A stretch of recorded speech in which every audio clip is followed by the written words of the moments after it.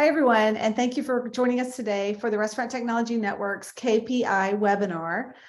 We are excited today. We're going to launch this to the industry. We were fortunate enough to launch this back at MERTEC to the select folks that were attending the conference there. But today, we have a broader launch to the industry. So thank you all for joining us. I'm Angela Diffley. I'm the co-founder of the Restaurant Technology Network, and I'm joined today by the key contributors that really brought this tool to life for you. We're going to go through a little bit about what this means, who these folks are, these what we call key contributors to the work that you see here, and then we are going to take it away and dive in deep. And feel free to post your questions in the chat, or feel free to ask questions at the end of the webinar. So let's get started. Tim, take us to the first slide, please. Today's agenda will be why we're here. So we're here today to learn about the Restaurant Technology Network's KPI tool. It's an interactive tool that allows us all to speak a common language when we're evaluating technology solutions, allows us to sort of work with the same formulas across the industry, which is why really RTN exists, right? To sort of create some standardization and some sameness that helps to make all of our jobs easier. So I'd like to introduce our speakers and key contributors, and then we'll talk about what the Restaurant Technology KPI tool really does and why it's even useful and why people really need it in the industry. We'll talk to a restaurant operator on the call today, as well as two key leading vendors in the space about why this work is important to them as well. Then we'll sort of go through a live demo of some of the key performance indicators that are sort of fundamental to the tool, and then we'll allow for some Q&A. So with that, let's introduce our speakers. We have George Hutto, who is a data architect for Mod Superfast Pizza. Hello, George, and thank you for joining us today. Good morning. We have Robert Peterson, no stranger to the work groups here, and neither is George, by the way. George is a very veteran of these work groups, and we appreciate all of the work that he's contributed to as well. Robert, Area VP North, New Business for North America for Oracle Food and Beverage. Hello, Robert. Thank you for joining us. Good morning. Thank you for having me. And Tim Tang, a Director Enterprise Solutions for Hughes. Hi, Tim. Hi, Angela.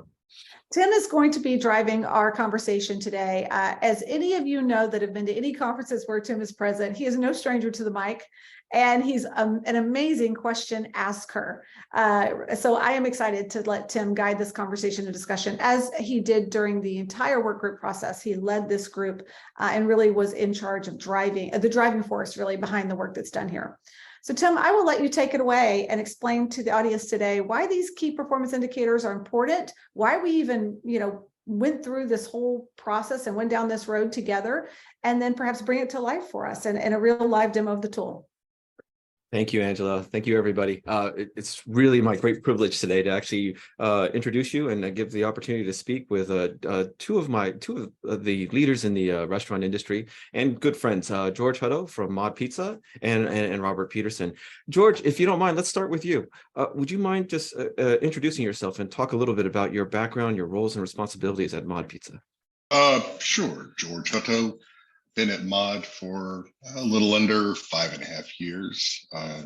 Started out as BI dev, data architect, kind of got thrown into the fire with, catching everything up and standardizing things here. And, for us, the KPIs have been a tool of communication and understanding between departments. We just hope to keep moving that forward. George, when it comes to KPIs, it seems like there's something of a conundrum. You have many restaurants who swear by them, that they are keen proponents of a data-driven strategy when it comes to running their restaurant operations. And then there are others who are just, quite frankly, frustrated with KPIs. I mean, there's a tangible cost to collect all of this data, and it's, for some or for many, it's very difficult to get any business value out of it. I was wondering if you could maybe speak to your perspective, your experience, what you were seeing as it relates to the role of data at the various stages for the restaurants. Sure. For us, any restaurant's going to collect their sales data. And a vast majority of our KPIs come from those sales transactions and how to do it. Our comps year over year, labor costs, what have you. And, if you're a 1 or 2 shop restaurant, you might have your head buried just trying to make sure your business is running, everything's going day after day, you have money coming in, you can meet payroll. But as you get larger and have a few more shops, you've got to start ensuring that your methodology and brand is going out to all the stores. And to do that, you've got to have all the stores able to talk the same language, the same measurements. And as you get further away from those things, you find that you've got a little room to breathe. I've got all this wonderful sales data. Oh my gosh, I could find out things about my customers too, and do a little more to retain them and get them returning to our stores more frequently. I don't think there's ever an occasion where KPIs won't be useful. And if you've got this massive data you're collecting anyway, by God, put it to use. So. No, thank you. Thank you for that. Could you maybe tell us a little bit about your experiences at Mod in terms of how you have been thinking about KPIs? Which ones were you looking at? And over time, how is, over the past years, how has your focus on different KPIs evolved? Sure. Initially, it was like anything else. Do we have the sales coming in? Are we bringing in dollars? And then we can start looking at our customers a little bit more and trying to have a better relationship with them. But then, like everybody else, COVID hit. It got we were doing everything we could to improve our customers' relationship, get them to spend money with us because money is hard earned and we want to be the best value for it. But COVID left us with tight budgets afterwards. We've got to do more with less. So having these KPIs, not only deals with internal communications, it does with our comparisons to stores, other brands aside from ourselves. And also it helps with communication for the businesses at large. For example, if you want to get a loan to help out with X, Y, and Z, you've got to be able to prove your case. And those banks are talking these same KPIs when it comes to judging a business's trustworthiness. That really is kind of one of the challenges when it comes to KPIs, right? We are talking about a tight market where the idea of investing in new technologies is rather challenging. But at the same point, it's also challenging to operate a restaurant profitably and to improve profitability when you're going into a rising inflation, where you're going into a likely recession. Can you maybe speak to how you have used KPIs? Where have you seen them actually help improve the profitability of the business? I would honestly say some of our biggest profitabilities hasn't been direct. It's been, how do we hire people more quickly? We've got these KPIs for measuring the onboarding time or the time to hire. We found a bottleneck. We fixed that bottleneck by making sure folks could get to the internet.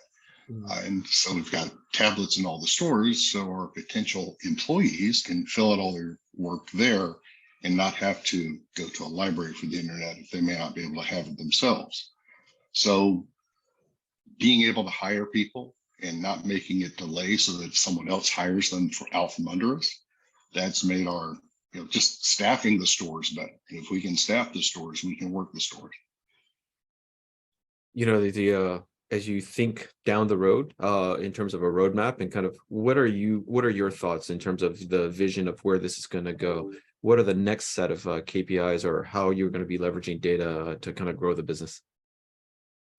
We'll be using it in many ways to try to measure our employees' effects upon our sales. If we have, say, a particular person who rises through the ranks and we notice that every time they're on shift, complaints go down or overall efficiency increases. If we move them to a general manager position, then the same things happen. If we move them to another store and they have that same effect, this is somebody you want to groom to become a district or regional manager at some point, if that's where their interests lie. Anything we can do to lessen our turnover and give our folks a path forward, it's only to the benefit of Mod Pizza. Excellent.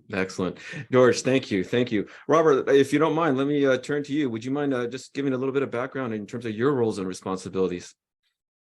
Yeah, so VP over at Oracle, and I spend quite a bit of time in RTN because it's a passion of mine to be able, we serve an industry that serves others, and the collection and the usage of data is right at the heart of that. So that's my passion. As a supplier, solution provider to the restaurant industry, can you talk a little bit about the importance of getting brand feedback when it comes to developing these kind of KPIs and standards? Yeah, so I mean, it takes a village, and it's something I said at Mertech on stage, which in any good partnership or marriage, communication and listening is extremely important. So we as a vendor community will and should accommodate any of the requests coming from the brands, from the operators. They can be overwhelming at times, and if there was a consensus or an agreement on what those requirements are and how we should develop them, that is extremely helpful. That way it allows us to build to a larger common set and to do less custom development work, so that we can ultimately improve all of the tools that are used by operators. Reports are like opinions. Everyone has one, and many of them. And I don't mean to make fun of that, but there's a lot of work done on providing custom reporting tools and things of that sort. But at the end of the day, I think there are some universal best practices amongst all the operators, and if we can provide them in a format that can be consumed readily, not only by all the brands and the operators, but George, something you said earlier struck a nerve with me, which is across your departments within your brand. This does provide you kind of a universal translator of how you see the data, how the data is presented, and I think that's key here too, is that we want a commonality on how everyone in our industry views these key points. This really is about trying to find a way to streamline product cycles, is it not? Can you maybe kind of elaborate a little bit on that? On where do you see efficiencies if we could all come around as an industry around a common set of KPIs?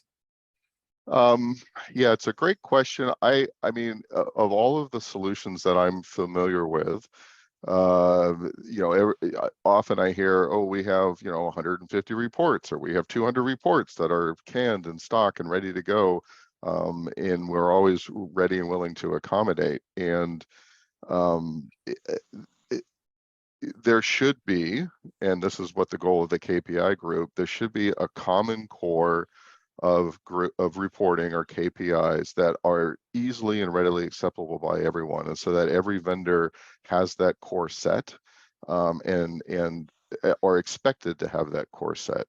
So from, as you said, from streamlining the development cycle, again, I'll go back to it. Selfishly, as a technology vendor, it allows us to focus on the things that are really compelling, the things that are going to push our industry forward, the things that have occurred since COVID, where kitchen production and kitchen planning and the tools around that area of the business are critical to develop. And that's where we want to put our time and effort and our development cycles.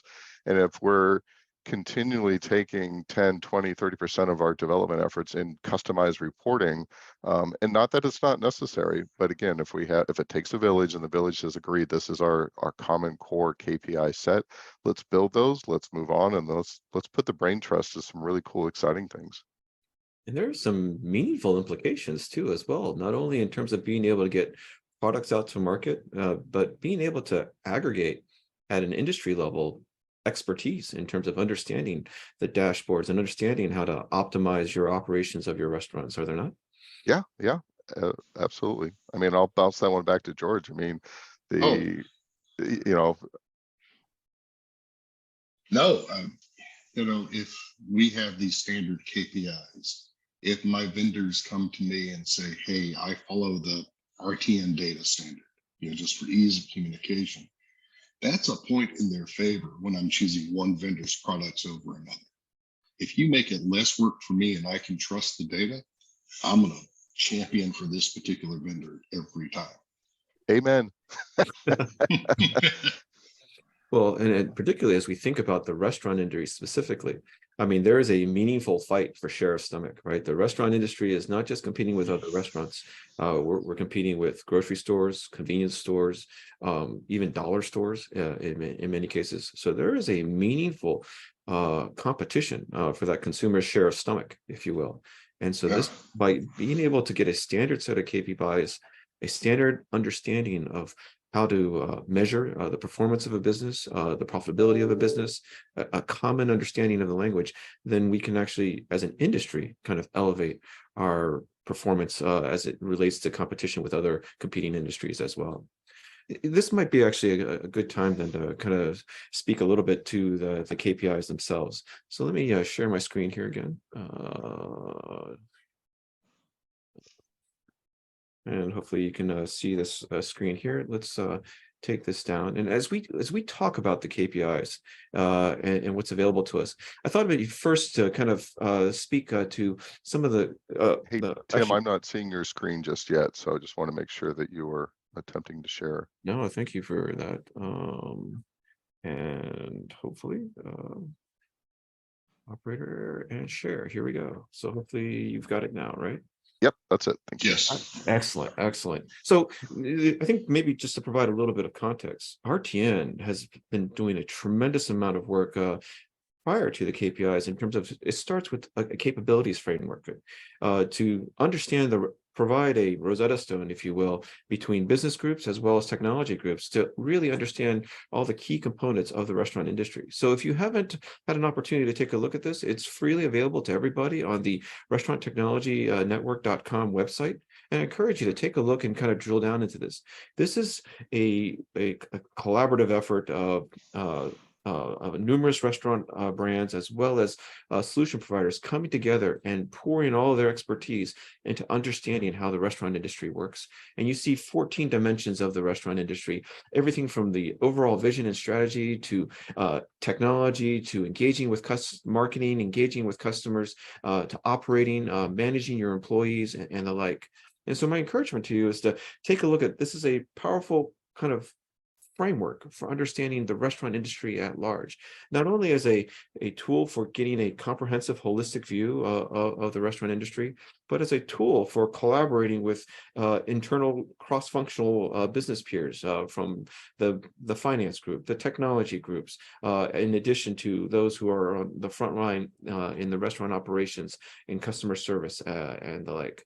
But this represents a holistic understanding of how the restaurant industry functions and works. And we start from this framework. And I encourage you to take a look at the framework, and even encourage you to also participate in this is the initial release of the framework. And there's ongoing meetings that take place on a bi-weekly basis to work on generation 2 of this framework. And there's some exciting discussions that we're having even today about how to operationalize this framework and how to make it a meaningful contribution to the restaurant industry.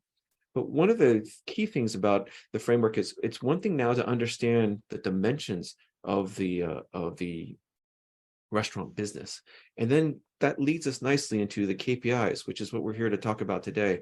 These tools and these KPIs are split to provide a quantitative perspective of the restaurant industry. And so what I mean by that is to taking those 14 dimensions, if you will, and providing a quantitative metrics by which we can understand each of those capabilities. And so you can see here in the restaurant technology KPIs, it's broken out by different departments, from a sales perspective, a marketing perspective, product, service and operations, labor management, and financials.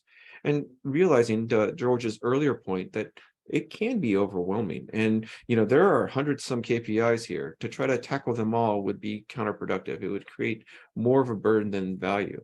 And so what we've tried to do here is basically give the essentials at an independent. So for that single site operator, or at the early stages of their restaurant brand, here are a handful of KPIs across these different dimensions that may be helpful to focus on. And then as the brand grows from a single site to multi-unit, there are a number, once you've gotten beyond stabilizing the brand and stabilizing the business, then there are a multitude of other potential KPIs that you could potentially drill down into and take a look at to address and specifically troubleshoot specific problems that you're dealing with. And then as the business grows even further at an enterprise level and start thinking about looking at compliance issues, looking at governance and the like, what are those next stages of KPIs that will not only drive the business, but perhaps even provide a competitive advantage? So the encouragement for you here, this too is also available off of the restaurant technology website. And what you're seeing here is a first version of here. George, maybe I ask you if you'd like, what are some of the KPIs that you're interested in or that you're focused on? One of them right now is a trend in our average order value. Mm-hmm. Sorry, the average ticket has gone up. And after COVID, that all seems pretty directly related to the fact that more and more people are still ordering digitally. And those orders are usually larger than somebody walking into the restaurant. So we've seen that average ticket value go up, or while we've seen our traffic go down a little bit. So, we want to make sure we're attributing these to the right causes, or there are other causes we can shoot for. And if it is digital and we're sure of it, how do we make that more interesting and easily used by our customers? If they're going to order that way, let's make it the easiest thing they can do, and we can come back. Thank you. Thank you very much. Hey, Robert, how about you? What KPIs would you are particularly interesting in you? So in just a second before I offer that up, one of the things that I liked about this framework that we built is, even though we categorize these as like an independent and a multi-unit and enterprise type of operation, the goal really was brands that act or feel or think that way. And so you don't necessarily, as an independent, need to stay in your swim lane. There was just a way for us to, as you said, not to overwhelm everyone with a sheer number of KPIs. So with that said, within sales and within independent, the two that I like to talk about, which really spurred a lot of conversation, I think everyone agrees on gross sales inside a restaurant. It is merely the complete summary of all your sales. However, as you get into net sales, there were often, and I joked earlier about, reports and calculations are like opinions. This was one that did spur quite a bit of differences amongst the teams about how you calculate net sales. And so we've provided an example here. The goal here was to be able to provide a calculation. And so if there was discrepancies or differences in how people calculate net sales, that would be shared. And then from the reporting tools that are used within an operator, such as the POS compared to the back office, then to make sure that those are synced up so that the calculation of the net sales is the same.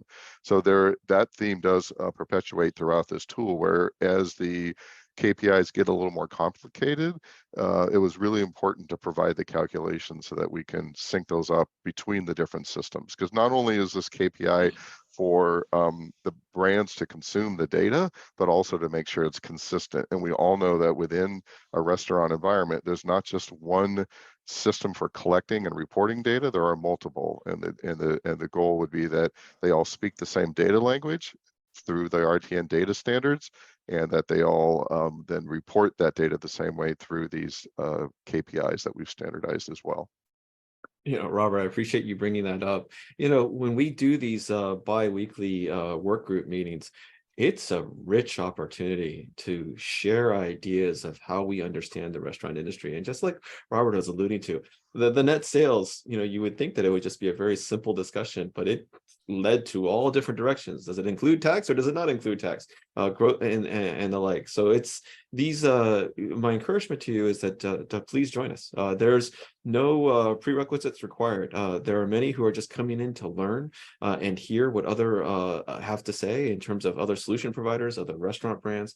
How are they thinking about their business, and how do these different variables relate and the like. And so what you have then is, in these kind of regular conversations, is not only a discussion of how do we develop this tool, but also how do we just share knowledge with each other of how we're thinking about our business and how we're thinking about what's important to us then too as well.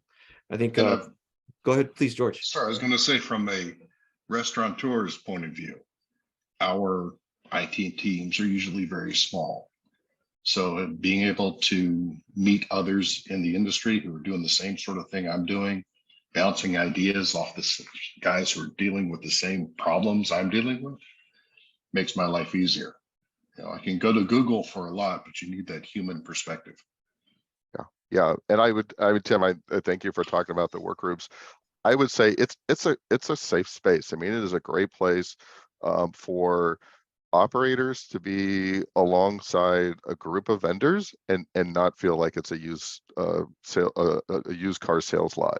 You know, it's a very comfortable place to as well, from vendor to vendor, for me to be beside my competitors and to have open discussion about solving problems within our industry. So across the board, it's a great place to come and collaborate and join. Yeah.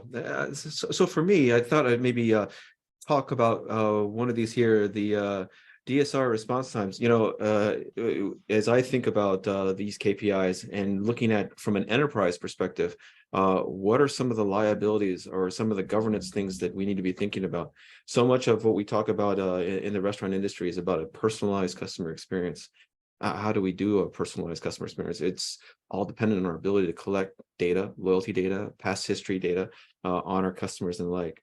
Well, that also opens up a whole world of data privacy issues then too as well. And so looking at, you know, these data subject requests, when a customer asks you, hey, I want you to forget me, you know, there are, as we look at what's going on in California and then across the nation as additional states, Colorado, Virginia, and New York, bring out their own data regulations, data privacy regulations. New metrics are starting to come up from an enterprise. These DSR requests, our ability to respond to them when a customer says, hey, I want you to forget me. If a restaurant were to experience a data breach 3-6 months later, and their information were to get out in the wild, and that customer were to have to go through the hassle of now changing out all their credit cards, you know, they'll immediately come back and say, 6 months ago, I told you to forget about me. Why is it that I have to go through this? And so from a data privacy perspective at an enterprise level, and even it opens up scenarios, other metrics for us to think about, not only as it relates to our obligation to handle customer requests in a timely type fashion, but also as it relates to indicators of what customers are thinking about our brand. Why, you know, a sudden increase in DSRs would be a leading indicator, for example, in a devaluation of a customer's perspective of the brand versus the benefits of participating in a loyalty program too as well. And so there are gems, there are nuggets here throughout the KPIs, and the hope here and the desire here was not to overwhelm. We were very sensitive to the fact of saying, hey, there are lots and lots of KPIs that one could actually consider, and there are over 100 that are captured here. But we've tried to organize it from, you know, what do you need to start with in terms of essentials?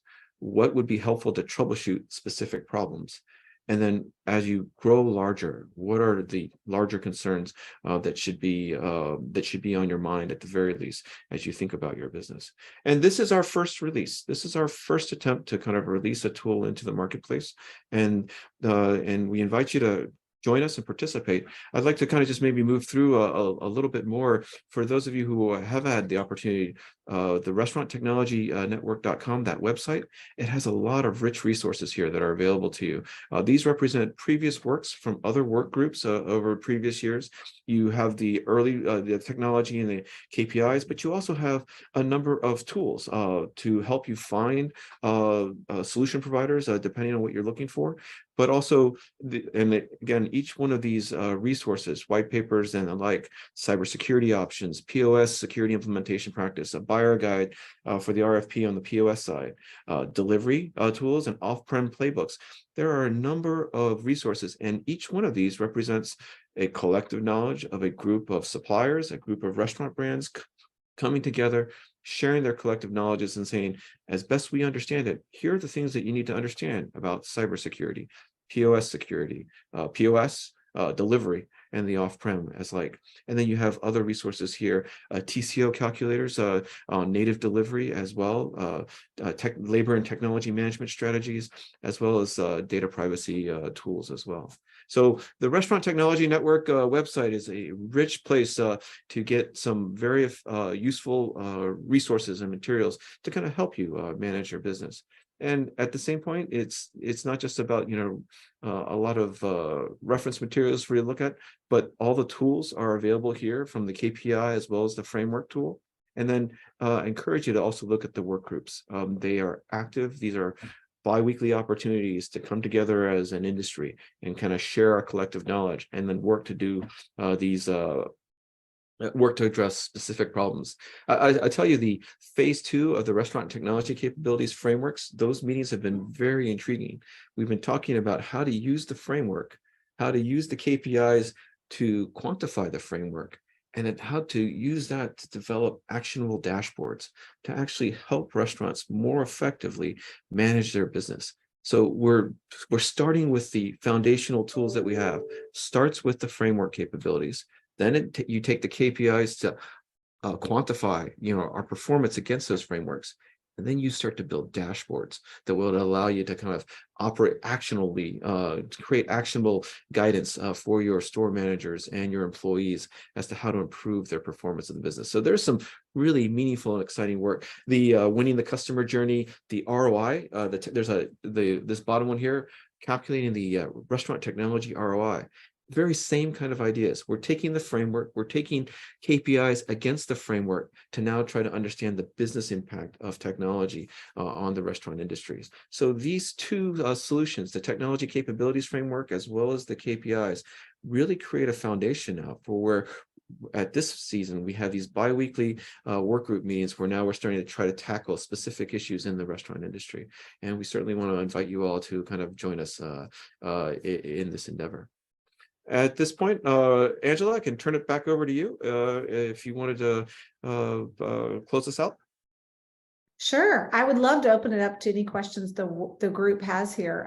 Anyone on the call have any questions that they want to address? Looks like we've had a very active chat. I've been trying to answer questions in the chat. I know, Tim, we had someone who asked me directly what a DSR was. Oh, a DSR is a data subject request, and it's basically a customer who comes to you and says, "I want you to forget me." And it's your requirement then, and it could come to a couple. When it comes to data privacy, you have a number of obligations. Your customer's going to say, "What do you know about me? What are you using the information that you know about me for?" And then, "I want you to forget me." And there are obligations then to respond to those requests in a timely fashion. You cannot ignore them, and these represent a kind of the next evolution, if you will, of how the world consumers are thinking about how important their data is to themselves. And it's an effort now by state, local governments to basically meet that demand, meet that need. Yeah, I think that begs the question. I know that a lot of these workers, we include a data dictionary. Specifically, I know we did a lot of data dictionaries for the security, best practices documentation and operational guidance that we did, because there were so many acronyms. It was acronym overload. So I love the idea of anywhere we have the acronyms, and thank you whoever pointed that out in the chat. Sandy, I believe it was somebody in the chat, that it's really nice to kind of see, like, from someone else's perspective. I mean, the whole reason we're doing this work is to sort of unify and quantify and be able to speak the same language easier. So if you see an acronym and you may think it's something else, exactly the reason we sort of endeavored upon the restaurant technology capabilities framework, the tool that Tim showed you earlier. Stephen Ellenson from AWS, who I think is on this call, was having a conversation that people thought two different acronyms meant two different things. So I think that's why we need to kind of make sure when we're working towards these that we clarify all the acronyms, even if they make sense in your head. Tim, you eat, live, sleep, breathe security and data privacy and all that good stuff. So it comes naturally to you.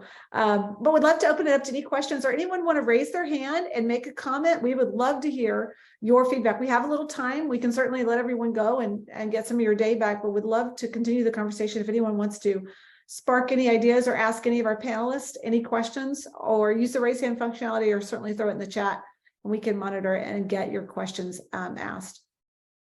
Lots of people on this work group chat or in this work group, I'm sorry, in this call today have Hey, participated in work groups. Hey, Angela, this is Wakas. If you guys can hear me, okay. I hear you. Quick question. So this is great. This is actually pretty fantastic. Looking at these KPIs, and I think sometimes when you're working with clients, like we're a consulting firm, so we work with a lot of F&B and hospitality clients. They don't even know what they want to know, right? Sometimes. So I think this is really that, a little bit of, I would say, having a flashlight in that dark cave to what to look for. And I think that, so I just wanted to call that out. I think it's a lot of good work done. A quick question is, as we're going through these KPIs, or as you guys are defining that these are the key, indicators, is there some sort of benchmark data you looked at, like, hey, all the reports like NRA or any global trends, these are some of the KPIs they already have, being captured and looked through, RevPAS, for example, is a big one. So just thoughts on how these KPIs came about beside, the group working together. I'll take a first pass at it, and then Robert, and George, you're welcome to join us. Join in. I would share with you that this is a first pass of the collective, right? So a number of restaurant brands and a number of solution providers coming together and sharing their collective expertise, which I do, is very much kind of based on a lot of the kind of resources that you mentioned. But at the same point, that's the first pass, and so there's certainly an opportunity to improve and actually incorporate new data and augment it to the next level. To be frank, we spent a lot of time just in discussion of which ones should we include and which ones should we not, and how to get Right. try to make it as easy as possible to deal with it. And we were already over 100 KPIs as it stood. So there's an effort now to try to reduce, try to trim out the ones that are unnecessary, and then also to refine the definitions, and then also to perhaps incorporate any that we might be missing. So very much welcome the additional expertise to kind of improve this. This was a first pass, and we certainly see a lot of opportunity to improve on it. Yeah, and to that point, I know, Tim, you and I were talking at the top of the call before we went live about continuing this work. So if you're interested in the KPIs that you're seeing now, or kind of joining us for to continue the conversation, we're thinking about launching a once a month KPI meetup, work group, kind of working group, where we look at what we have and we maybe see where we might want to take it further, or like Tim said, might want to trim down. Looks like we got another comment about sort of stop doing as often as important as start doing, which is so true. Yeah, and I would add, from a vendor perspective or a solution provider perspective, and this goes way back to the beginning, especially when we were building out the data standards. I purposely did not look at any of our current documentation at Oracle, or try to pull from my memory banks from other documentation that I was familiar with from other POS solutions. And the reason is we're the state that we're changing, and we've come a long way in the last 4 years. But prior to that, I think most solution providers were like, hey, we've solved the problem, and just adopt my standard as the data standard or as the reporting standard. And so then you would have this argument between all the solution providers saying, no, my way is the best way to do it. So purposefully, I came to the meetings without any preconceived notions or any prior work to say, hey, this, look, here's a great example of how we should do this. And so having that open discussion from a very clean slate, for me, was beneficial. And I think what we've done is sure, there was extra work, possibly, maybe we were redoing some prior work, but it's all fresh, it's all original, and it's all extremely relevant. And again, it takes a village, and we didn't want any one group between those three groups, the consultants, the solution providers, and the operators, to take control and to say, no, I've done this before, and this is the way that we should do it. It needs to be an even, clean slate for everyone. Yeah, we have some hands up, and Robert, that's a great point. Casey, who I know you've been parts of a lot of these work groups, would love to hear your thoughts. Yeah, I really just wanted to chime in and say, as an operator, I mean, my skin would have crawled to think that I would call a vendor or solution provider a friend one day, especially a big monster like Oracle. And doggone it, I'll be darned if Robert is not amazing, such a great friend, so unbiased, ask great questions.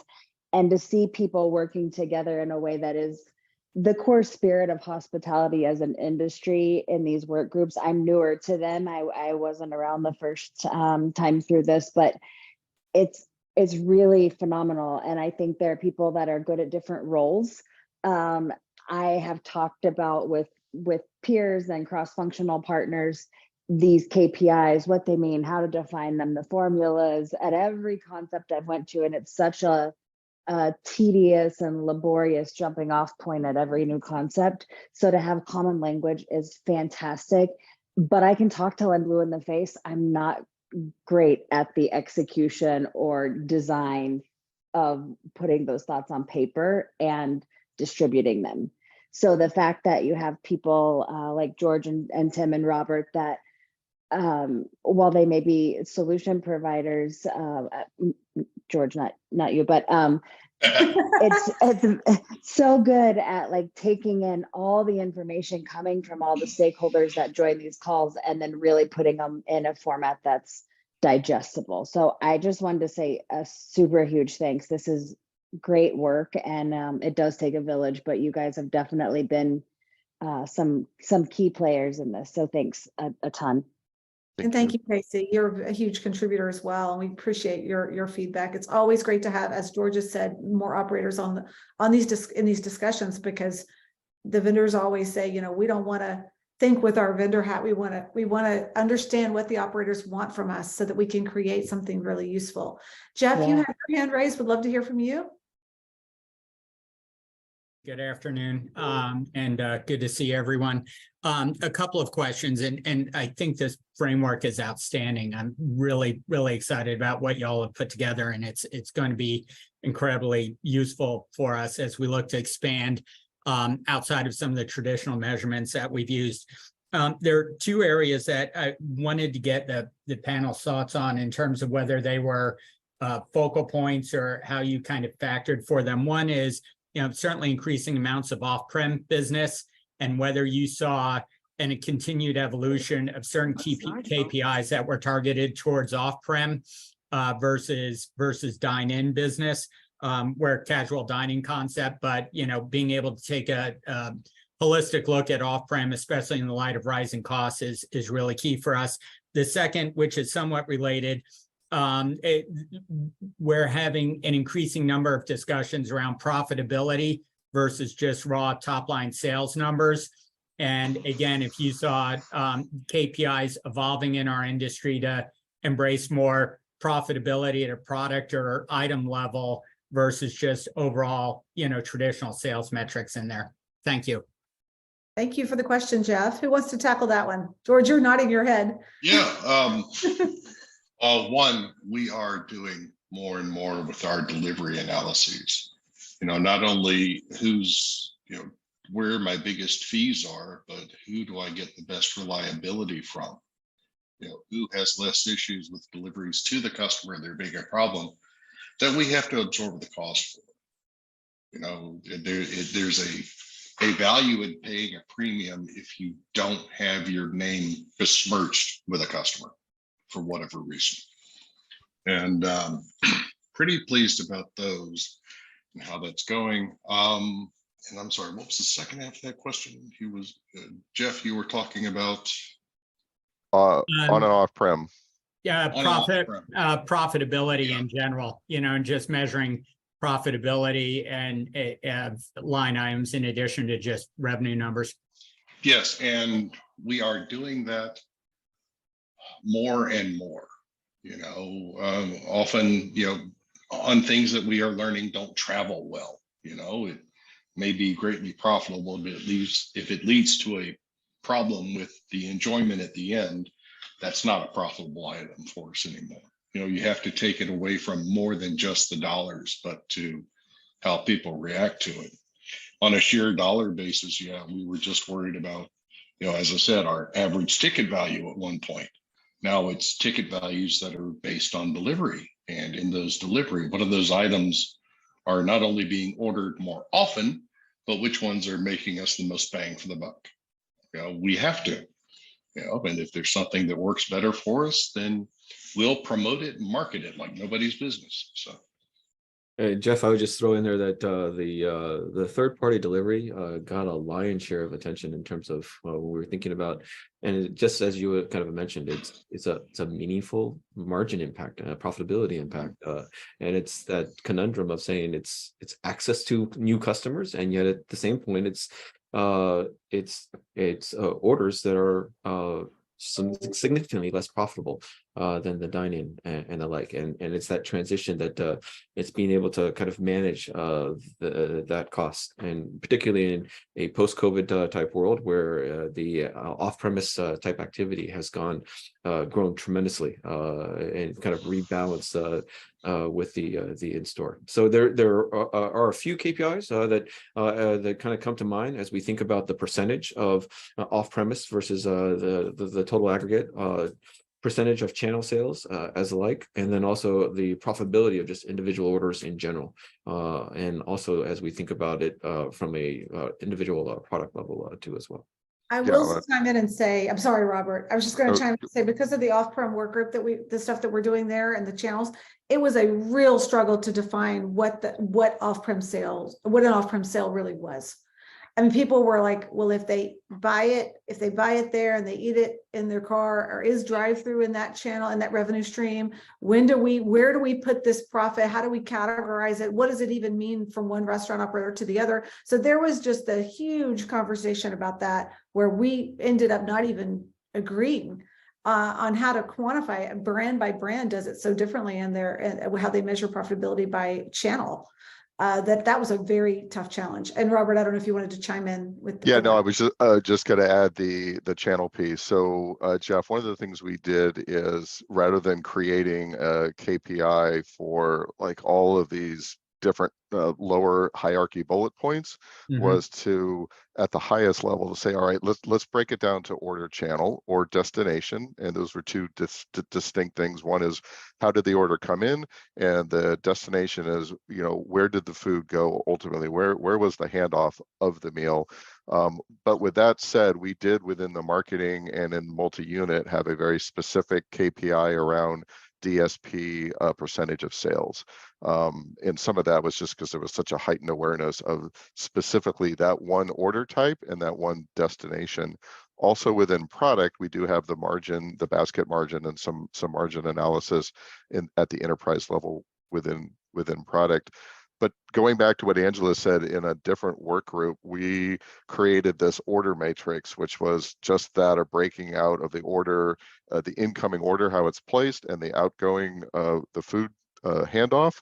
And that it started with a couple of columns and a couple of rows, and it ended up being probably like 15 or 16 columns. And it was following the data from the guest all the way to the very end of capturing the data, all the systems involved. And then we had to write in user stories to help define it and take that journey. The goal here within the KPIs was to be able to satisfy each of those different order types and destinations without having to define another 100 KPIs just for each of those individually. Yeah, that totally makes sense. And thanks for the explanations. And even as you're talking through it, I'm thinking in my head, you have very different use cases for, traditional DSP versus, say, first party ordering, Yes. And you really start to get in a lot of detail there. But again, great job by y'all in terms of what you captured. Very impressive work. So thanks for all the efforts there. And thanks, Jeff. And I would also just say that, one of the KPIs that didn't make the list was a DSP conversion KPI. How many of our DSP orders were we able to convert into first-party orders and the like? But after this conversation, I'm thinking that we should put that up there. I think that's for phase 2. I think that's a great thing to tackle, because that certainly is something people are keenly, I think, monitoring and trying to sort of optimize in any way they can, as George mentioned. We're absolutely looking at that, is what can we do to convert things into first party ordering? It's critical. Yep. And Sandy, it looks like you have your hand up. Sorry to make you wait so long. Thank you for being patient. I was sitting there going, oh, do I remember what my question was?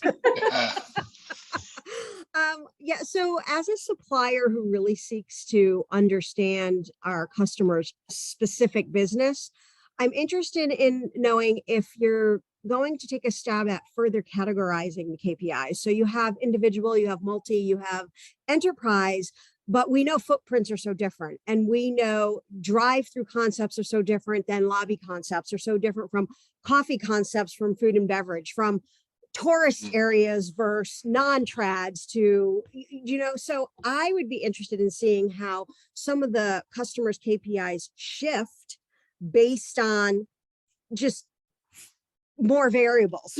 And I know that might be too much to tackle, but in the spirit of not treating every restaurant concept like it is the same, and I know there are standardized KPIs, I completely agree with everything you're doing. Just from a supplier perspective, I would love to see it, a further deeper dive just to see if there's any consistencies. That's that was one of the toughest parts. We already had like 100 KPIs, and as we went through each one of them, we were talking about them from a QSR perspective, drive-through perspective. Some of the you have drive-through specific KPIs versus your full service table service KPIs and the like, and it was challenging. And I think what you're seeing here is our first visualization of trying to just break it out by the functional groups, marketing, financials, and product, and then by the different levels. But absolutely, that came up so many times in terms of how do we organize this now, because it is all blended in there in our current presentation. And I think your idea of breaking it out by categories makes a lot of sense. Sandy, we encourage you to join us for that phase 2 work. We will make sure everyone on this webinar, whoever was interested enough to come to this webinar, gets an invitation as we continue this work. Sorry, Robert, go ahead. No, I mean, it brings, your question highlights the struggle we had at the beginning where we tried to define everything. I really worked at pulling everything back. So you mentioned drive-through specifically as a venue type, or as for me, that's an order channel type. It's also a destination. It's the two combined. So if you have a KPI around from the moment someone places an order to the moment the meal's handed off to them, it can be applied to drive-through. It can be applied to a counter order. It can be applied to third-party delivery order. And then it's a matter of having awareness of what that channel is. What is the name of that channel? But the KPI in itself, the capturing of that data, it's the same, regardless of whether it's strictly defined as a drive-through measurement. So that again would be, we'd love to have you join the work group and bring that question, that inquiry, so we can make sure that ultimately we're collecting the data, and that we're defined, and then we have the ability to name that specific use case amongst the the generic method at which we've assigned all these details. Because and I'll just go back at the very beginning when we looked at like digital orders exploding. We didn't have a whole section on just digital orders, and there were quite a few of us like, well, wait a second, it's just an order, regardless if it's digital or walking up to the counter.